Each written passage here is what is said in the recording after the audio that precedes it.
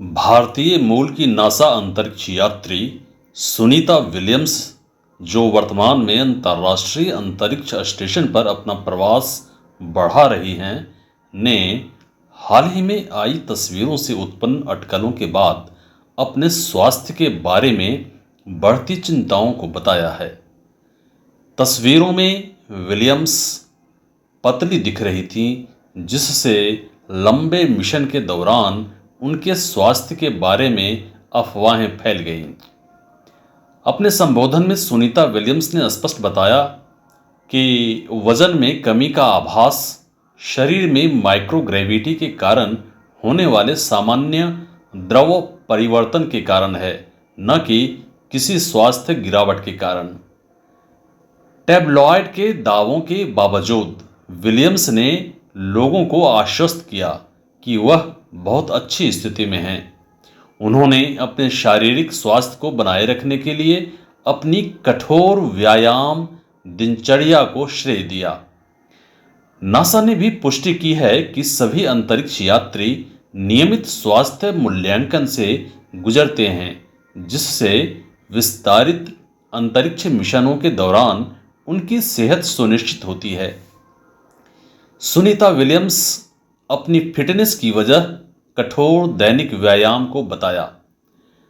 मांसपेशियों और हड्डियों के घनत्व पर सूक्ष्म गुरुत्वाकर्षण के प्रभावों का प्रतिकार करने के लिए विलियम्स ISS के विशेष फिटनेस उपकरणों का उपयोग करती हैं, जिसमें ट्रेडमिल, स्थिर बाइक और प्रतिरोध मशीनें शामिल हैं। भारोत्तोलन ने निश्चित रूप से मुझे बदल दिया है। मेरी जांघें थोड़ी बड़ी हो गई हैं, मेरे नितंब थोड़े बड़े हो गए हैं।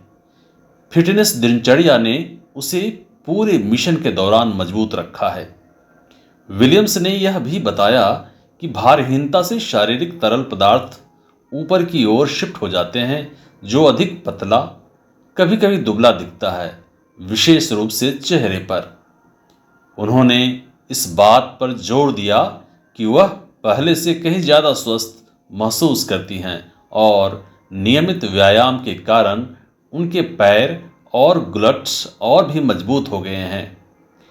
नासा ने उनके बयानों को दोहराते हुए पुष्टि की कि ISS पर सभी अंतरिक्ष यात्रियों का नियमित स्वास्थ्य मूल्यांकन किया जाता है, ताकि यह सुनिश्चित किया जा सके कि वे अच्छी शारीरिक स्थिति में रहें। नासा लंबे समय से मानव शरीर पर सूक्ष्म गुरुत्वाकर्षण के प्रभावों की जांच कर रहा है, विशेष रूप से अंतरिक्ष में होने वाले ऊपर की ओर द्रव शिफ्ट की। अंतरिक्ष एजेंसी यह अध्ययन कर रही है कि यह द्रव शिफ्ट अंतरिक्ष यात्रियों में इंट्राक्रैनियल दबाव को बढ़ाने और दृश्य क्षमता को कम करने में कैसे योगदान देता है।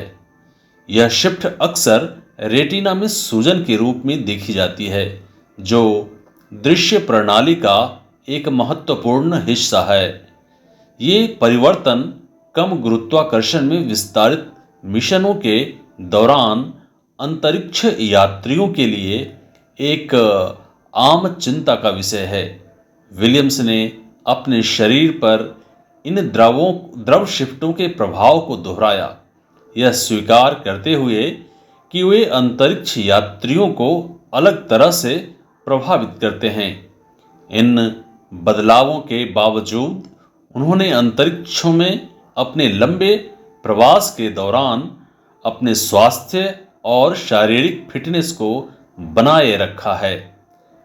सुनीता विलियम्स और साथी अंतरिक्ष यात्री बुच विल्मोर जून में बोइंग के ऐतिहासिक Starliner crew flight test के हिस्से के रूप में ISS पहुंचे थे। मूल रूप से यह 10 दिवसीय मिशन था, लेकिन स्टार लाइनर कैप्सूल के थ्रस्टर्स में खराबी के बाद उनका प्रवास बढ़ा दिया गया था। आगे की जटिलताओं के कारण नासा ने सितंबर में बिना चालक दल के कैप्सूल को वापस करने का निर्णय लिया। विलियम्स और विल्मोर का विस्तारित मिशन अब फरवरी 2025 में स्पेस एक्स की क्रू ड्रैगन कैप्सूल में वापस लौटने के साथ समाप्त होने वाला है, जिसमें नासा के क्रू 9 अंतरिक्ष यात्री निक हेग और रूसी अंतरिक्ष यात्री अलेक्जेंद्र गोरबुनोव भी शामिल होंगे। वीडियो अच्छा लगे तो लाइक, कमेंट, शेयर और करें और सब्सक्राइब भी करें ताकि नोटिफिकेशन आते रहे, मिलते रहे आपको।